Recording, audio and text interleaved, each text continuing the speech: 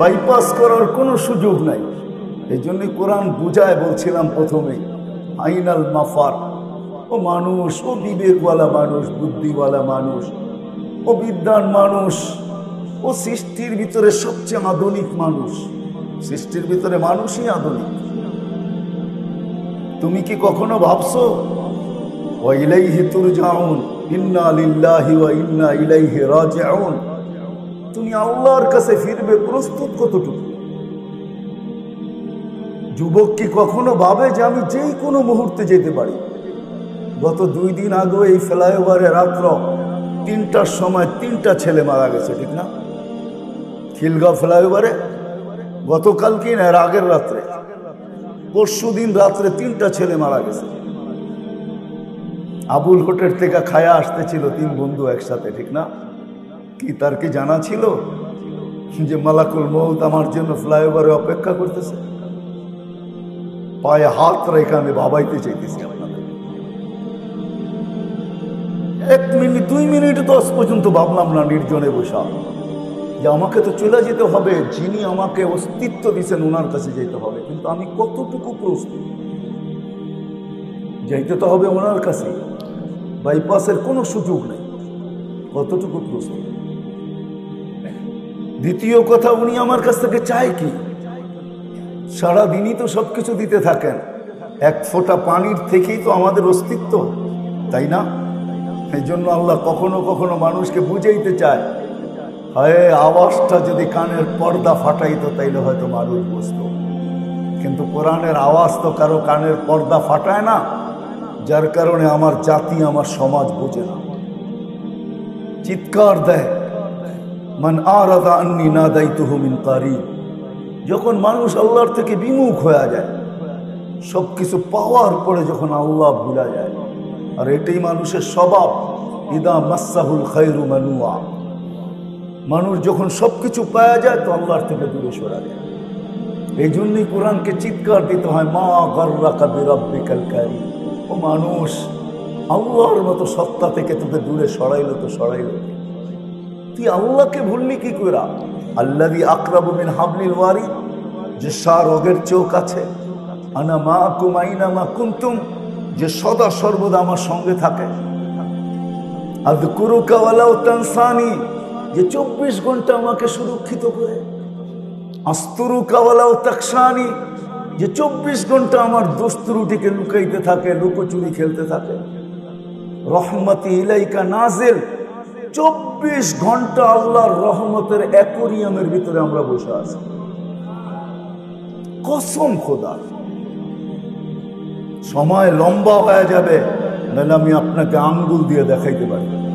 যদি আল্লাহর এই রহমতের অ্যাকোয়ারিয়ামের ভিতরে বসে না থাকতাম, তাহলে এইখানে যারা আমরা সুস্থ আছি, 1 সপ্তাহ যদি এরকম চলে, ডেলি আল্লাহ কুদরত দিয়ে সুস্থ রাখার জন্য আমাদেরকে 36 বার ডায়ালিসিস করেন। আমাদের কিডনি 36 বার আমাদেরকে ডায়ালিসিস করেন কুদরত দিয়া, আল্লাহর প্রযুক্তি দিয়া। মানুষের প্রযুক্তি তো ডেলি একবারও করার ক্ষমতা রাখে না। আল্লাহ ডেলি 36 বার কুদরতি প্রযুক্তি দিয়া ডায়ালিসিস করেন। একবার কমায় দেখ, সপ্তাহ ভর প্রতিদিন 36-এর জায়গায় 35 করে দেখ, 1 সপ্তাহ পরে আপনি ডাক্তারের কাছে যেতে বাধ্য। 24 ঘন্টা রহমতের ভিতরে ডুবায় রাখছেন। আজ পর্যন্ত তো একদিন ভাবলাম না যে আল্লাহ আমাকে 24 ঘন্টা সুরক্ষিত করে। হায়, ঘুম যদি আল্লাহ না পড়াইতো, কসম খোদার, মেডিসিন কোনোদিন মানুষকে ঘুম দিতে পারে না। আপনি মানেন আর না মানেন, আমি এটাকে মানি। মেডিসিন খায় কোনোদিন মানুষ ঘুমাইতে পারে না যদি আল্লাহ ঘুম না পড়ায়। আর আল্লাহর ঘুমে যতটুকু মানুষ পিওর আর কিউর হয়, যতটুকু সতেজ হয়, মেডিসিনের ঘুমে এতটুকু সতেজ হয় না। বিশ্বাস হয় না? হ্যাঁ, সত্য এটাই। আল্লাহ ঘুম পড়ায়, আল্লাহ ঘুম পড়ায় দেয়। এই জন্য এক হাদিসে আছে, শ্রম পেশার মানুষগুলা যখন বাড়িতে ফিরে, আল্লাহ বলে আমি পিঠ কুদরত দিয়ে পিঠ থাবড়ায় তোকে ঘুম পড়ায়। এই মানুষটা যখন আল্লাহর থেকে বিমুখ হয় তো আল্লাহ কাছের থেকে ডাকে, মান আরাদা আন্নি নাদাইতুহু মিন কারিব। ও বান্দা, ইলাহিন কোথায় চললি? আমা কুনতা মা আম্মাহিনা, তোর কি বাবা উচিত ছিল না? তুই একটা পানির ফোঁটা ছিলি। ফামান জাআলাকা দামা, তোকে রক্তে রূপান্তরিত কে করলো?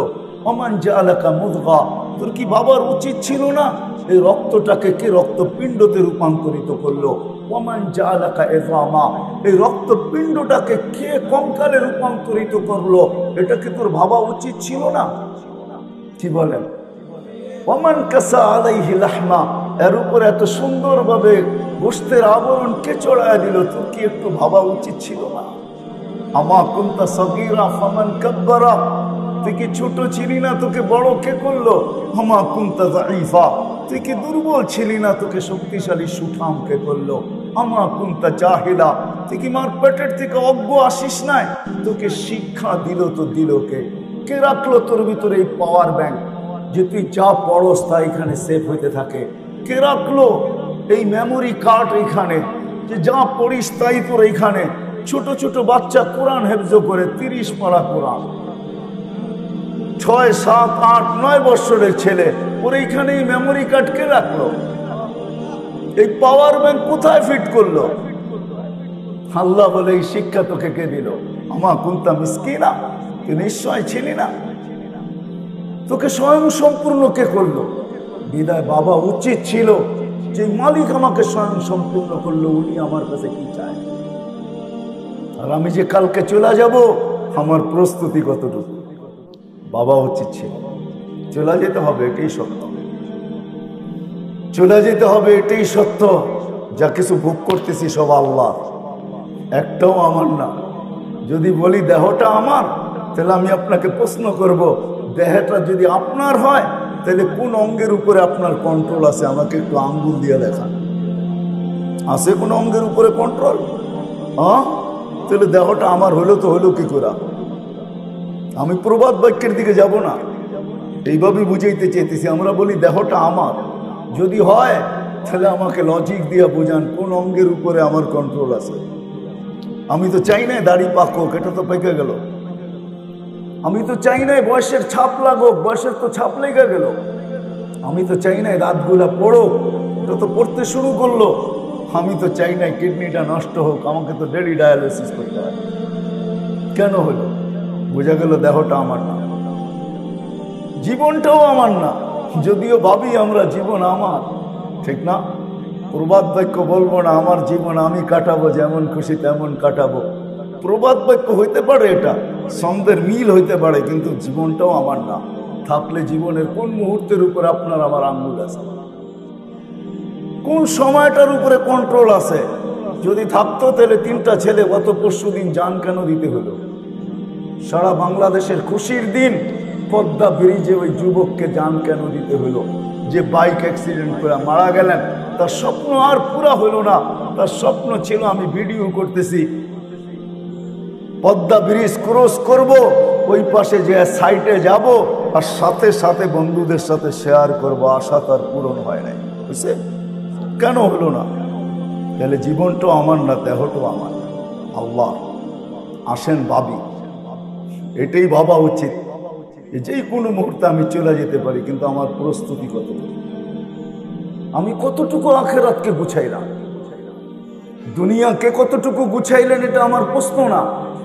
দুনিয়া তো কম না কম বেশি কিছু না কিছু গুছাইছি, কিন্তু মেরে দোস্ত আখেরাত কতটুকু গুছাইলাম? যেখানে চলে যাব, যে আল্লাহ 24 ঘন্টা আমাকে সুরক্ষিত করে। আপনি জানেন না, এক জায়গায় আল্লাহ বলছে, মানুষ লাউ আমারতুল আরদা লাবতালাআত ফি বাতনিহা, আমি জমিনকে হুকুম দিতে দেরি, তোকে পেটে নিতে দেরি করবে না, দেরি হবে না পেটে নিতে। কসম খোদার, কয়েক সেকেন্ড লাগবে আমাদের এই বিল্ডিং শিল্ডিং সহ পেটে নিতে, যদি একটু স্কেল বাড়ায় দেয়। বোঝেনই তো, ঠিক না? না বোঝেন নাই? বোঝেন নাই?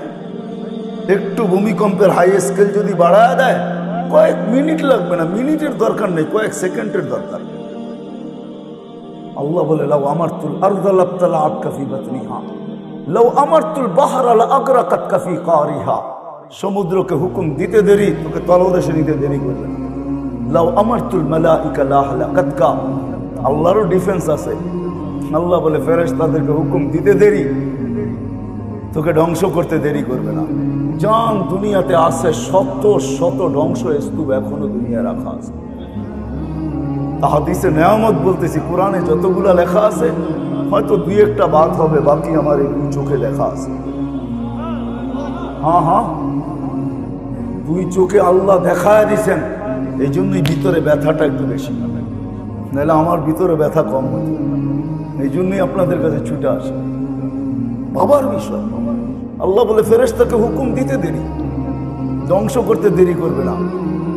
ডেড সি এখনো রাখা আছে, জিবরিল আলাইহিস সালাম উল্টায় মাইরা দিয়া ডেড সি বানায় দিছে।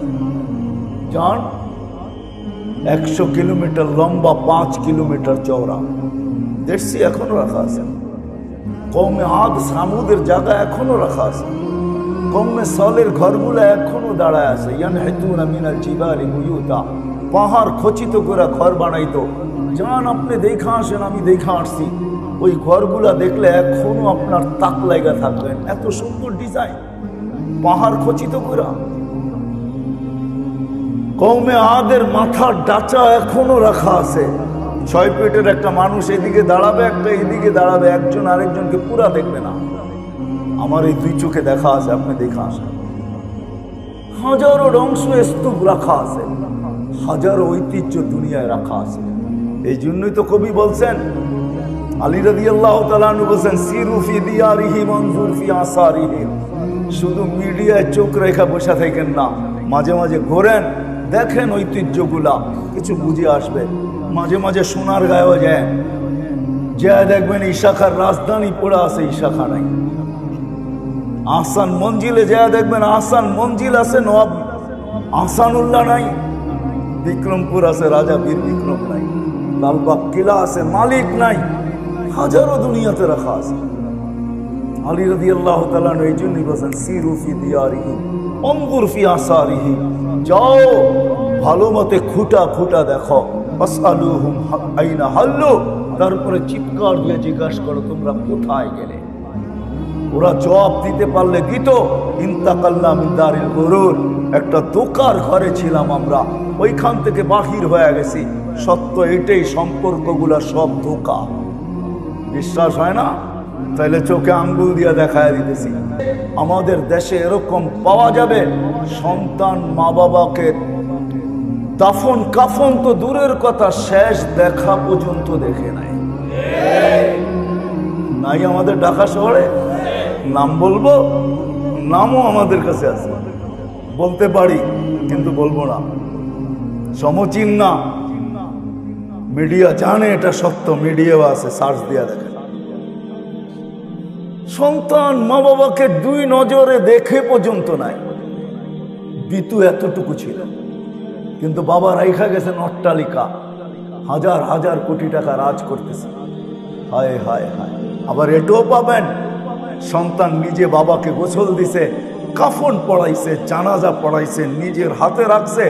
দুনিয়া বলছে করুণা, তাই থোতর করুণা, বাবা বড়, করুণা বড় না। বলছে তুই মারা যাবি, বলে থোতুর মারা, আমি বড় না, বাবা বড়। নিজের হাতে কবরে রাখছে, আর উপরে তাকায় বলছে চোখের পানি দিয়া রেখা গেলাম, দেখা রাখেন। কিন্তু এটাও পাবেন আপনি। সত্য এটাই, দুনিয়া একটা ধোঁকার ঘর, সম্পর্কগুলো সবই ধোঁকা।